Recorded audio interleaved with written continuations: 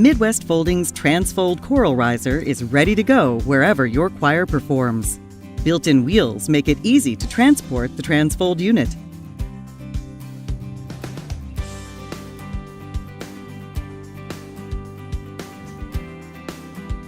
Midwest Folding's exclusive gas cylinder allows the unit to open with moderate foot pressure, taking the strain out of setup. The audible click indicates the unit is locked and will remain that way until you take it down. To ensure safety, Midwest Folding recommends that you use a back rail on the TransFold Choral Riser. The back rail has been designed so it can be easily installed without tools. 2 clamps are easily closed into place, thereby securing the rail to the back of the TransFold unit. In addition to the back rail, Midwest Folding also manufactures a side rail that clamps easily onto the TransFold unit.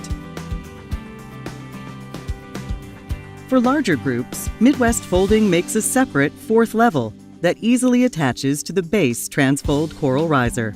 Again, no tools are necessary. The 4th level easily goes into place, and then clamps hold it securely to the main TransFold unit.